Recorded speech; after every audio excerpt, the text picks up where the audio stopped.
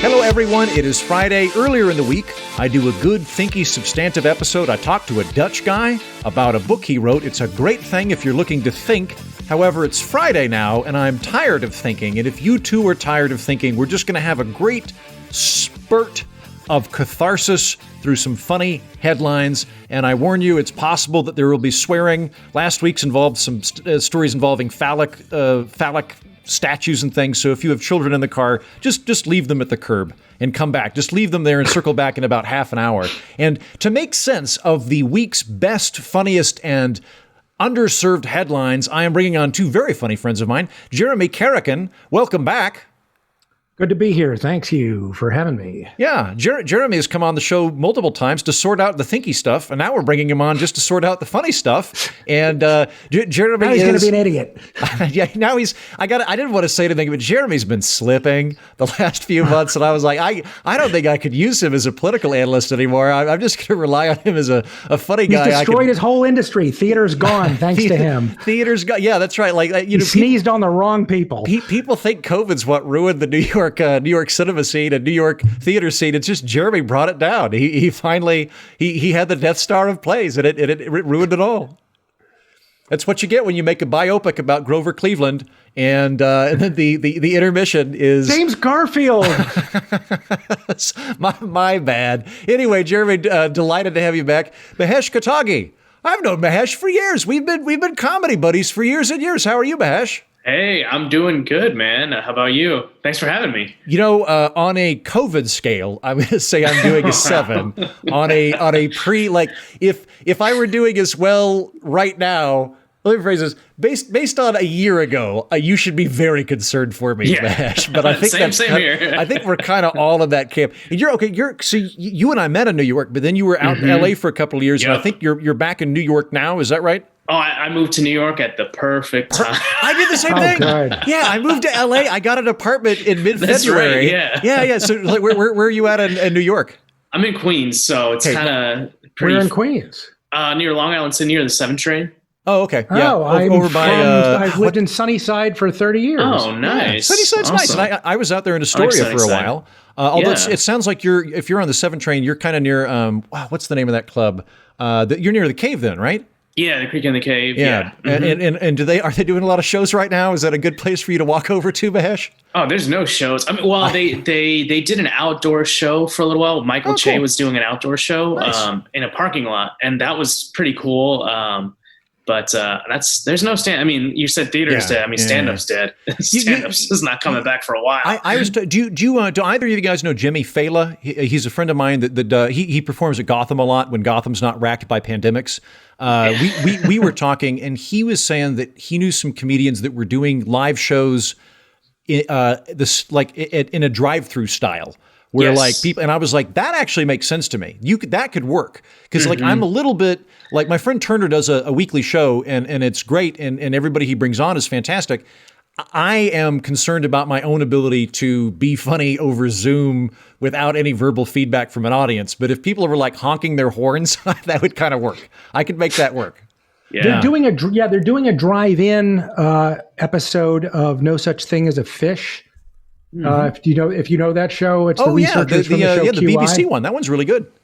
Yeah, it's really good. It's really funny, but they're doing a drive-in. I didn't even think they had drive-in theaters in the UK. I think they picked up in the last month or two, right? Like I've been seeing a lot of drive-in movie theaters and all that coming back. Who would have known? That if I could go back in time and be like, hey man, 2 things you need to buy stock in for 2020: bidets and drive-in theaters. Well, first of all, I'd be amazed that I could time travel, but I wouldn't believe myself that bidets and drive-in theaters would be the things to happen. But they're the big recent developments in 2020. So yeah. Well, I'll jump into something in your neck of the woods, Mahesh. Our first story is from not just New York, but the best part of New York, Coney Island.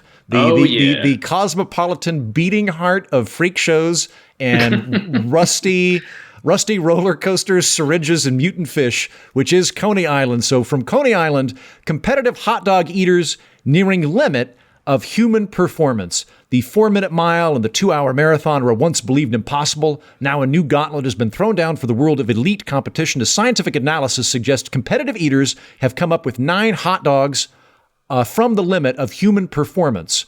The current record is from Joey Jaws Chestnut. Earlier this month, it stands at 75 hot dogs consumed in 10 minutes. That man is a goddamned hero and a great American. And James Smoglia, sports medicine specialist at High Point University, North Carolina, has authored research on what he believes is the maximum possible limit for a Usain Bolt type performance in competitive hot dog eating. And he has come up with 84 hot dogs as the maximum amount of hot dogs a human being. And that's regulation Nathan size weenie, right? You know what? Okay. That is correct. I actually did the research on this. The thing that made his research possible is that apparently there has been little to no deviation in Nathan's hot dogs over the 92-year period that they held this contest. In fact, it's possible that they're all from the original batch, just sitting in a warehouse that are re-microwaved periodically. And so he crunched the numbers. So first of all, shout out to Dr. James Smoglia, who Smoliga, who is doing exactly what he should be doing during lockdown as a scientist, which is coming up with research NH money the way it should be spent. No vaccine shit. Just forget about shove more hot dogs into your belly. That's right. Yeah, he's like, I bet somebody else is already working on that vaccine. I'm going to work on this hot dog equation. And I just my only thought on this is, just to be safe, I think scientists should go ahead and start working on how to genetically engineer humans that can consume greater amounts of hot dogs even faster, so that 200 years from now we have a $1 million man that can consume 100 hot dogs in 5 minutes. Take that, Russia. So I think we need to stay ahead of the game on that. What do you think, Mahesh? That's exactly right. That's what we need to be. The crazy thing is they're going to figure out how to eat 100 hot dogs before they find a vaccine. I believe in this guy. This guy's gonna be good. He knows what he's doing with these hot dogs. Well, and plus, just given everybody's eating habits at present, that might be a thing. Because one of the other things in the research was this is only taking into account the standard operating human. It's not taking into account giants or people with metabolic disorders. And I was like, true. The pandemic really fucked up that curve. Giants, it's tricky because girth actually can be somewhat self-limiting, I understand, with competitive eating of hot dogs, in that the fatter you go, the more that your abdominal fat is pressing in on the stomach. So you can't shove as many hot dogs in there. Interesting. It acts like a gastric band to some degree of limiting your ability to store dogs in. Wow. It's kind of like muscle. Yeah. Kind of. Only as a fat kid most of my life, no. And I look like a rake who wears a blazer. And so, being a shambling scarecrow of a man, I might actually be. You might be the guy. Yeah, I might be the guy that hits that 84 hot dogs per 10-minute sound barrier dude. I will be the Lear of hot dog eating. You're so thin, your eyes are almost single file. So the last great innovation in hot dog eating, I remember, was Takeru Kobayashi, who invented this great new technique of eating it. Everybody'd eat the hot dog just the normal old-fashioned way. He would kind of slide the whole wiener down in deep throating it. Right, yeah. But then he would take the bun and dip it in water and have this kind of mush rather than actually eating a hot dog like any normal human would, and he was able to get so many more. Now, I don't know if that kind of style is still allowed in official Nathan's rules. I think so. I think that they just have dipping. Well, I went out there one year.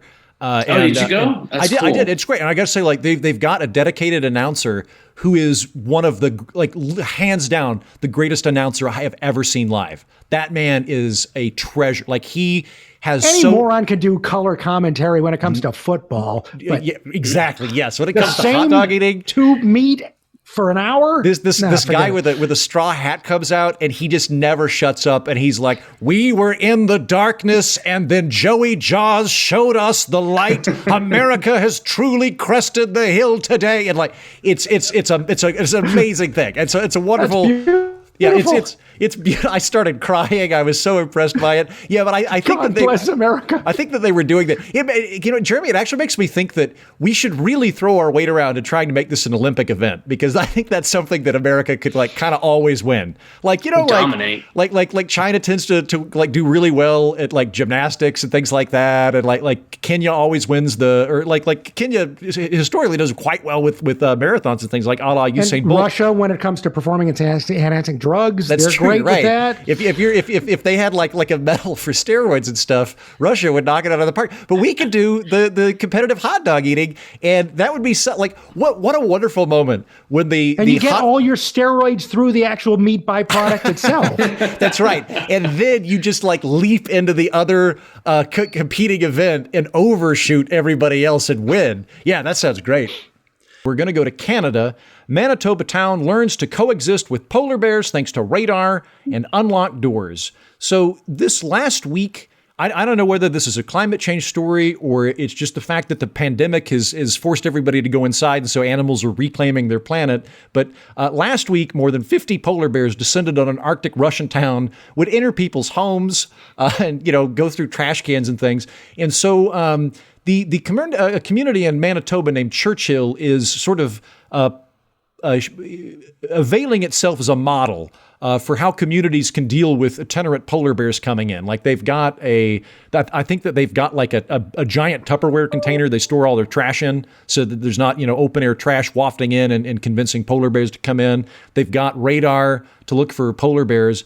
And then they provided, this might be the only actual useful part of today's podcast. They provided a list of things to do if you're attacked by a polar bear. So if you're on that island in the movie Lost, don't get eaten. Don't get eaten. Pretty much the whole thing is just don't lie down and play dead. That's one that's seemed obvious to me. Prepare to defend yourself. Do not play dead. Try to de-escalate the situation, which is I've got to go to sensitivity training for the white polar bears. Listen. I am going to be very aggressive, but I'm also going to suggest that we have different viewpoints of the same situation. And we're going to agree to disagree. You want to eat me? I don't want to be eaten. Yeah. Let's go home. By the way, who's going to take out a cell phone, Jeremy? It's like, what was that checklist again not to do when getting attacked by a polar bear? Man, that bear just swiped me. I can't remember if I'm supposed to play dead or escalate the situation. No, it turns out neither. I'm supposed to fight, but also de-escalate the situation. Thanks, Churchill in Manitoba, While Canada. I got it out, can we do a selfie? Is the play dead thing real? Like I'm an Eagle Scout, but we only had one kind of bear in the state I was in, and as I recall, you basically just wanted to steer clear of them. It doesn't work with bears. Oh, it doesn't work. I always thought bears. that was like a true fact or something that you can't. You just gotta play dead. No? See, this is what I remember from being in the Scouts. I remember one of the adults, not the main adult, not the troop master. That guy was on top of shit. But like just one of the random like male adults that was in charge of us, and he's like, kids, if you get attacked by a black bear, you want to like really make yourself big and fight it. But if you get attacked by a brown bear, if it's a brown bear, you want to play dead and it'll walk away. And then he paused and he went, wait, no, it's the other way around. It's the other way around. If it's a black bear, you want to play dead. If it's and it's like, I tuned it out and I was like, I guess I'm just going to die. That's what's going to happen. It's like the thing with the snakes, the poisonous snakes, if like red touches yellow or something like that. Yeah. It's like, who's going to remember that? You're just going to be like, all right, well, I'm just going to get bit either way. I'm just going to die. I'm just going to, what I didn't quite understand was that article was like,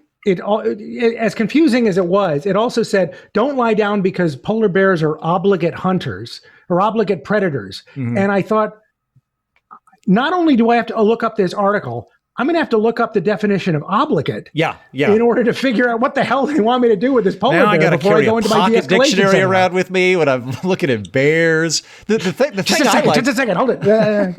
I like that they literally in Manitoba have radar. They have bear radar. And I was like, first of all, that would be a way cooler weatherman job if you could get on and be like, hey guys, tomorrow, 20% chance of clouds, 15% chance of bear, and like have them on radar. That'd be cool.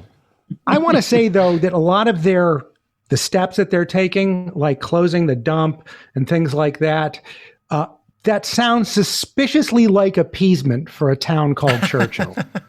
Yeah, that not is true. Their finest hour. You're right. They should have a line in the sand and dare the bears to cross it, and everybody's there with a cricket bat ready to beat the shit out of the bear, and they get everybody. They'll fight them in the beaches. We will meet them in the beaches. So unrelated for Hitler will not say. I actually am going to have some Churchill stuff in the bonus episode for this show for Patreon tomorrow. There's going to be some Churchill stuff in the bonus episode, and I downloaded that famous speech of "We will fight them." It's a great speech, but he has this weird verbal habit where he goes of being drunk constantly. he is like he goes like, "We will fight them in the streets. We will fight them in the parks. We will fight them with all our might." And I'm like, why are you dropping like that? It was very it must have been some great oratory thing that worked back then, but it was very strange when I listened to it.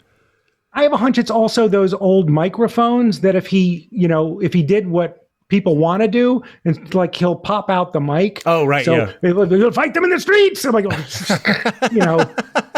Yeah, there's probably some director feedback. said you got to take it down. Yeah, you got to dude, you just got to calm down and just drop an octave. But face it, you get him by 4:00. I mean, he started off in the morning with champagne and brandy, and then he'd be drinking watered down brandy all day, more champagne, that Paul Roger stuff that he had, and by the time he's doing any announcements for the war effort. We'll fight them in the streets. Why are we fighting them again? He's gone. Did you, Jeremy? Did you watch Death of Stalin that came out here a couple of years ago? Loved it. I did too. Nothing cheers me up than watching commies die in cinematic form. It really. I'm taking a class with Jeffrey Tambor. Oh, right really? Now. Cool. Writing for actors and acting for writers. Nice. That's awesome. Malenkov. Yeah. He did a great. How can I remember how many people we killed last week? How am I supposed to remember? He did a great job, but they touch on they alluded it in the film that like Stalin was a roaring drunk, but Stalin probably, I think it's like the last 8 years or so of Stalin's reign, he was entirely nocturnal and entirely incoherently drunk, and also believed that anybody not drunk around him was scheming. And so he, every single night for years, like for 365 days a year, every leading Politburo member would have to come over to his house and get absolutely shit canned. And it's That's amazing we didn't go to war. Continues to this day in North Korea. I don't know if you know Joe Terwilliger. He's an interesting libertarian, but he's also a professional tuba player and a geneticist with Columbia Presbyterian. God, that guy sounds like a moron. What an idiot. But he's also the translator for Dennis Rodman when he goes to North Korea, which is the guy's... How do I get this guy? This guy sounds amazing. He's a tuba playing geneticist. You gotta get him. That translates Korean for Dennis Rodman when he goes to North Korea. Holy shit! I don't know how he translates Dennis Rodman to English. When he lands, the first thing they do is pour you like this much soju or the bear blood liquor that they sell there, the bear bone blood liquor, and they get you plowed in order to make sure that to get any secrets out. That you might. It's just truth serum to them. Oh, yeah. Makes sense. Yeah. So it makes some sense. Well, actually, kind of not quite over there, but closer to there than here. Our next headline is, insisting country is coronavirus free. Turkmenistan orders mask wearing to combat dust. Just one of the paragraphs of this delightful little story. It also asks residents to maintain social distancing at least 1 meter, but gave no explanation. Officials also asked Turkmens not to stand too close to air conditioners after spending time outside, where summertime temperatures regularly exceed 40 degrees Celsius. I don't remember the exact conversion scale, but as I recall, 40 degrees is well beyond fuck all hot. It's like 150 or something. It's basically Turkmenistan, which is an authoritarian regime over there, like one of those old Soviet holdouts. They're going, look, we don't have coronavirus over here, but everybody should wear masks all the same. And I'm like, that's an authoritarian regime I can do business with. They're feeding everybody bullshit, but at least there's like a point to the bullshit. Like I do appreciate that. 40 degrees Celsius. Yeah, I don't even want to live on a planet where it gets up to 40 degrees Celsius. Like if I had the option to move to a more temperate planet, I would. Yeah. And then now he's president for life. What's his name? Sapra Murat? Maybe. Mirazov. he's like. And for people listening, Jeremy's actually saying that while looking into the camera. He's not even looking at his notes. I'm deeply impressed that you remember the head that of was the last one. The new one's probably President for Life too. But yeah, he named all these places after himself, and it's a weird. It's an odd country. Yeah, that's mostly. Yeah, it's nuts. Well, our final story for today is from our friends over in the United Kingdom. Queen Elizabeth II sells gin made from leaves found at Buckingham Palace after tourist revenues crash. Her Majesty Queen Elizabeth II is selling gin made from leaves found at the back of Buckingham Palace because tourism has plunged at her residence at Windsor Palace. Royal Collections Trust, a department of the royal household, launched a premium small batch London gin for sale in its shops on Monday, infused with bay and mulberry leaves from her back garden. Revenues have plunged due to the coronavirus, dropping from $18 million to, or causing an $18 million deficit. I was really sad to hear this. I thought maybe we should get Libby a crowdfunding campaign or something, and see if we can't help out the old bird. I hope she's doing okay. If you did, we love our gin here on. Mahesh? I didn't know that gin was made out of dry leaves. If that's the case, then we've been all paying way too much for gin. Yeah, I didn't know it was made from lawn clippings. Yeah. Just, what do you have in the backyard? Yeah, put that on the pile. Yeah, we'll make something out of this. It's basically mulch. If you don't have the time to make good old fashioned high distillate moonshine, but you've got a lot of Bermuda grass, you can apparently put together some gin pretty quick. Yeah. I don't. The corgis haven't been anywhere near these plants, have they? I don't want to. I don't want any of their effluence either. Corgi gin sounds decent. So I'm staying with my folks this week, and my dad had a drink last night, and he had a jar on the counter, and it was pandemic gin that somebody had made in their garden. And I said, you can have that. And I was like, okay. And I drank a little bit of it and didn't go blind and was like, all right, I'll keep drinking, I guess. That's and good. It probably was, I guess, the bay leaves and mulberry clippings of that man's yard. Yeah. Well, what do you call it? You said bay and mulberry? Yeah, but that might be like a seasoning thing. Because isn't gin... Juniper. Gin's basically vodka, just with juniper berries, Most of right? it's neutral grain spirits now, but it's supposed to be juniper is the main. Yeah. Juniper berries is the main flavoring, supposedly. Right. Yeah. But okay. I just think it's gin flavored.